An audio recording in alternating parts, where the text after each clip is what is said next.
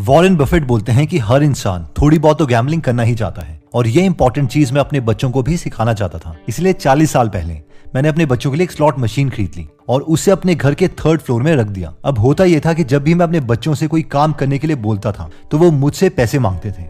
अब जब भी बच्चे मुझसे पैसे मांगते तो मैं उन्हें वो पैसे दे देता और अपना काम करवा लेता। फिर मेरे बच्चे मुझसे पैसे लेके 3rd फ्लोर में जाते और उन पैसों को उन स्लॉट मशीन में डाल के गैम्बल करते और फिर रात को जाके मैं वो पैसे निकाल लेता और अगले दिन दोबारा से उनसे काम करवाता और वो वही पैसे उन्हें दे देता और ये चलता रहता। तो हमें से बहुत से लोगों के मन में ये सवाल तो होगा कि ट्रेडर हो या इन्वेस्टर हो, दोनों ही लोग शेयर्स को खरीदते और बेचते हैं, बस टाइम का ही तो डिफरेंस होता है। एक जल्दी बेच देता है और एक थोड़ा रुक कर। तो जो बेस्ट वे है ट्रेडर और इन्वेस्टर के बीच के कोर डिफरेंस को समझने का, वो ये है कि हम उसके पीछे के पीई को समझें। इसे हम बहुत ही इजी और इंटरेस्टिंग वे में बैंक का एग्जाम्पल लेके समझ सकते हैं। देखिए, अगर बैंक में आज आप 100 रुपए इन्वेस्ट करते हैं और अगर हमें बैंक 10% रेट ऑफ इंटरेस्ट देता है तो एक साल के बाद वो पैसे 110 रुपए हो जाएंगे। अब इस 110 रुपए में से 100 रुपए तो आपके ही थे, यानी आपकी अर्निंग जो हुई वो हुई 110 माइनस 100 इज इक्वल टू 10 रुपए।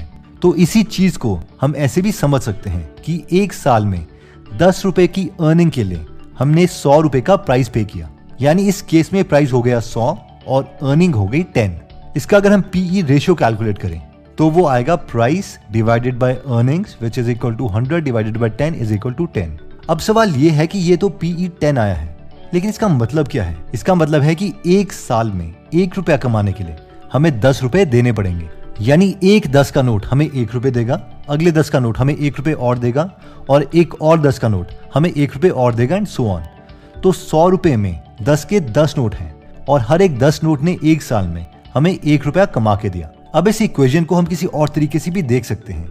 अगर डिनोमिनेटर को हम दूसरी साइड मल्टीप्लाई कर देते हैं तो ये बनेगा price is equal to PE into earnings. अब सबसे मजे की बात यह है कि जब तक बैंक का इंटरेस्ट रेट सेम रहेगा उसका पीई भी सेम रहेगा, लेकिन कंपनी के केस में ऐसा नहीं होता।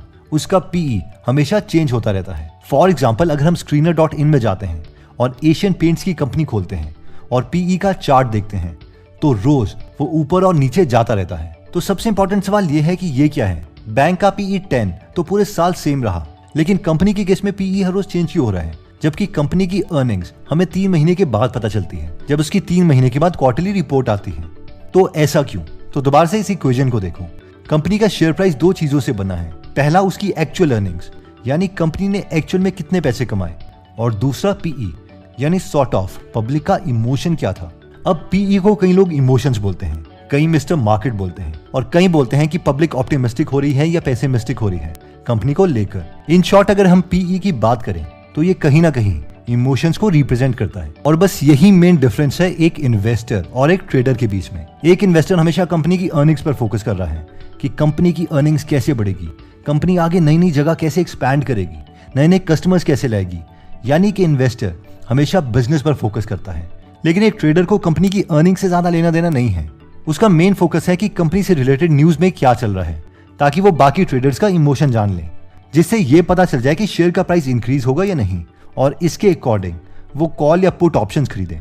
तो सबसे पहली हमारी लर्निंग ये है कि वैल्यू इन्वेस्टर्स का मेन फोकस अर्निंग पर है, लेकिन एक ट्रेडर का main focus overall market mood पर है या कोई ऐसी न्यूज पर है जिससे प्राइस कम या ज्यादा हो। नेक्स्ट पॉइंट कहता है कि investors also see PE and traders also see earnings. इस पॉइंट का मतलब है कि इन्वेस्टर पीई यानी सॉर्ट ऑफ मार्केट के मूड को भी देखते हैं और ट्रेडर्स कंपनी की अर्निंग्स को भी देखते हैं। अब आप में से बहुत लोग सोच रहे होंगे कि ये क्या है, ये तो पिछले पॉइंट का उल्टा होगा। तो आइए इसे सिंपल भाषा में समझते हैं। दोबारा से हम इस इक्वेशन को देखते हैं कि एक कंपनी के शेयर का प्राइस उसके शेयर की अर्निंग और उसके पीई से मिलकर बनता है। अब लेट्स से कि आप और आपका फ्रेंड दोनों वैल्यू इन्वेस्टर्स हैं और दोनों एक कंपनी को एनालाइज कर रहे हैं जिसका नाम है एबीसी प्राइवेट लिमिटेड। इस कंपनी के एक शेयर की अर्निंग 100 रुपीज है। आप दोनों ने इस कंपनी को एनालाइज किया और इस नतीजे पर पहुंचे कि इस कंपनी की अर्निंग्स 2 साल में बढ़कर डबल हो जाएगी, यानी 100 रुपए पर शेयर से बढ़कर 200 रुपए पर शेयर हो जाएगी। और आप दोनों इस कंपनी के शेयर्स को खरीदने का सोचते हैं। आप इस कंपनी को तब खरीदते हैं जब लोग इसके बारे में नेगेटिव सोच रहे हैं, जिसकी वजह से उसका पीई कम है और वो 10 चल रहा है, और आपका दोस्त थोड़ी लेट कर देता है। उस वक्त इसी कंपनी का पीई 20 हो जाता है। तो आती है बहुत ही इंटरेस्टिंग बात, और वो ये है, आपने और आपके फ्रेंड दोनों ने इस कंपनी की फंडामेंटल एनालिसिस करी और तब कंपनी के शेयर्स खरीदे जब इसकी अर्निंग 100 रुपए थी, लेकिन आपने शेयर तब खरीदे थे जब इसका पीई 10 था, यानी आपका एक शेयर का price 100 into 10 is equal to 1000 rupees था। बट अनफॉर्चुनेटली आपके दोस्त ने कंपनी के शेयर्स तब खरीदे थे जब बाकी लोग कंपनी को लेके एक्साइटेड हो गए थे, जिसकी वजह से उसका पीई 20 का हो गया था। यानी उसने वही shares with same company fundamentals 100 into 20 2000 rupees के खरीदे थे। अब 2 साल के बीच में शेयर्स का प्राइस बढ़ता भी है और कम भी होता है, लेकिन आपको पता है कि कंपनी के फंडामेंटल स्ट्रॉन्ग है, इसलिए आप दोनों उस कंपनी के शेयर्स नहीं बेचते। लेकिन अब 2 साल कंप्लीट हो चुके हैं, कंपनी की अर्निंग पर शेयर 100 रुपए से बढ़कर 200 रुपए हो गई है और पीई 20 ही है। आप दोनों इस सिचुएशन में शेयर बेच देते हैं क्योंकि आप दोनों को लगता है कि इस कंपनी की मैनेजमेंट चेंज हुई है और न्यू मैनेजमेंट पर आपको भरोसा नहीं है, क्योंकि पहले उन लोगों ने बहुत स्कैम्स किए थे। तो आप दोनों हर एक शेयर को 200 into 20 is equal to 4000 rupees के हिसाब से बेच देते हो। अब जरा देखते हैं आप दोनों के रिटर्न्स। आपने हर एक शेयर 1000 रुपए का खरीदा था और वो अब 4000 रुपए का हो चुका है, लेकिन आपके दोस्त ने हर एक शेयर 2000 रुपीज का लिया था और वो भी 4000 रुपीज का है। यानी आपका 4x रिटर्न है जबकि आपके फ्रेंड का 2x रिटर्न। इन शॉर्ट सिर्फ पीई ने आपके रिटर्न्स को आपके दोस्त के कंपैरेटिवली 2 टाइम्स ज्यादा कर दिया। अगर आपके और आपके दोस्त ने इस कंपनी में 10 लाख रुपए इन्वेस्ट किए होते तो वो 40 लाख हो गए होते, लेकिन आपके फ्रेंड के 20 लाख। और यही रीजन है कि एक इन्वेस्टर पूरा फोकस अर्निंग्स पर करता है, लेकिन पीई को अपने फायदे के लिए यूज करता है। यानी पीई कम है तो वो शेयर्स को खरीदना प्रेफर करेगा। वहीं अगर हम ट्रेडर की बात करें तो वो भी कंपनी की अर्निंग रिपोर्ट पर नजर रखता है, क्योंकि उन्हें पता है कि अगर कंपनी ने पिछले क्वार्टर में कहा था कि वो 2000 रुपए पर शेयर अर्न करेगी, लेकिन इस क्वार्टर की रिपोर्ट में अगर उन्होंने 2000 रुपीज पर शेयर से कम अर्न किए हैं तो पक्का लोग शेयर्स बेचेंगे ही बेचेंगे और शेयर्स का प्राइस कम होगा। और क्यों ना इस सिचुएशन को मैनिपुलेट करके इससे कुछ पैसे कमाए जाए। नेक्स्ट पॉइंट कहता है कि मैक्सिमम इन्वेस्टर्स बट ट्रेडर्स। तो बहुत से लोग राकेश झुनझुनवाला और विजय केडिया का रेफरेंस देते हैं कि ठीक है, ये दोनों अभी तो बोल रहे हैं कि इन्वेस्टिंग करो, ट्रेडिंग ना करो, लेकिन इन लोगों ने शुरू में तो ट्रेडिंग ही की थी, जिससे उन्होंने कम पैसों को कम समय में ज्यादा कर दिया और फिर उन्होंने उस पैसों को इन्वेस्टिंग में लगाया।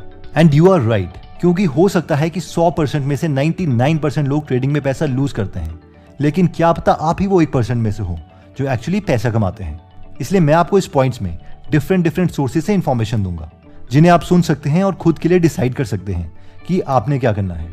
सोर्स 1 है most famous world investor Warren Buffett, जो बोलते हैं कि ट्रेडिंग गैम्बलिंग है, यानी जुए की तरह है। अगर आप एक बार इससे पैसे जीत जाते हो तो आपको लत लग जाएगी और मोस्ट प्रोबेबली फ्यूचर में आप अपना पैसा लूज कर दोगे। Day trading, I would say, very often came very close to gambling as defined. Source 2 great investors Vijay Kedia बोलते हैं कि ट्रेडिंग में कोई गारंटी नहीं है कि आपका पैसा 1 से 50 लाख हो जाएगा, लेकिन 2 मिनट में वो 1 लाख रुपए जीरो हो सकते हैं। पहला बात तो क्या कि कोई गारंटी नहीं है कि आपका 1,50,00,000 हो जाएगा, ट्रेडिंग करके हो जाएगा जी। बल्कि ट्रेडिंग में ये बात हो रहा है कि 1 लाख रुपए आपका 2 मिनट में स्वाहा हो सकता है। सोर्स 3 ये एक रिसर्च पेपर है जिसमें ब्राजीलियन इक्विटी फंड मार्केट को एनालाइज किया गया है, जिसका कंक्लूजन ये है कि 1% के करीब ट्रेडर्स ही एक्चुअल में पैसा कमा पाते हैं। इवन जब विजय केडिया से पूछा गया कि आपने खुद तो पहले ट्रेडिंग की है पैसे कमाने के लिए और अब आप बाकियों को मना कर रहे हैं, तो ऐसा क्यों? तो इस पर उनका आंसर था कि देखो, मैंने 10 साल तक ऐसी जिंदगी जी है जिसमें मुझे अपने माँ के गहने तक बेचने की नौबत आ गई थी और उसी से मेरी लर्निंग हुई है, क्योंकि ट्रेडिंग से बेटर इन्वेस्टिंग है। और उन्हीं 10 सालों में मैंने सिर्फ अपने एक्सपीरियंसेस से डूज और डोंट्स को निकाला है। पहले मैं मेरी बात बता देता हूँ भैया, मैंने ट्रेडिंग करके पैसे कमाए तो 10 साल तक मेरे पास खाने के लिए पैसे नहीं थे, ट्विटर सकने के, ये करना ये नहीं, वो डूज और डोंट्स वहां से ही लेकर आया। कोई बताया नहीं कान के अंदर में, किसी ने समझाया नहीं कोई। तो अगर आप अपने 10 साल वेस्ट नहीं करना चाहते और अगर अपने डूज और डोंट्स किसी और एक्सपीरियंस्ड आदमी से सीखना चाहते हैं तो आप उनकी बुक से सीख सकते हैं। एक प्लेटफॉर्म जिससे आप हिंदी में फ्री में बुक समरी सुन सकते हैं वो है गीगल एप्लीकेशन। अगर आप इस अपॉर्चुनिटी को मिस नहीं करना चाहते तो आप फर्स्ट कमेंट या डिस्क्रिप्शन में दिए गए लिंक से जाके गीगल एप्लीकेशन डाउनलोड कर सकते हैं। अगर आप 180 फ्री बुक समरीज के अलावा पूरी की पूरी गीगल की लाइब्रेरी सुनना चाहते हैं तो सिर्फ आज के दिन एक ऑफर है, आप बुक 350 कूपन कोड यूज कर सकते हैं और 350 रुपीज का डिस्काउंट पा सकते हैं। ओके, तो आगे बढ़ते हैं। तो बेसिकली इस वीडियो में हमने मेनली 3 रीजन देखे ट्रेडर और इन्वेस्टर की मेंटालिटी के ऊपर। फर्स्ट पॉइंट में पहले हमने पीई इक्वेशन के बारे में समझा और फिर देखा कि इन्वेस्टर्स का मेन फोकस कंपनी की अर्निंग्स पर होता है और एक ट्रेडर का पूरा फोकस मार्केट के मूड पर होता है, यानी लोगों के इमोशंस पर। सेकंड पॉइंट में हमने एग्जांपल लिया था आपके और आपके फ्रेंड का कि अगर आप दोनों कंपनी के फंडामेंटल एनालिसिस करते हो और अगर आप ये पता करते हो कि कंपनी की अर्निंग इंक्रीज होने वाली है इसके बावजूद आपने ज्यादा पैसे कमाए क्योंकि आपने कम पीई में शेयर खरीदे थे।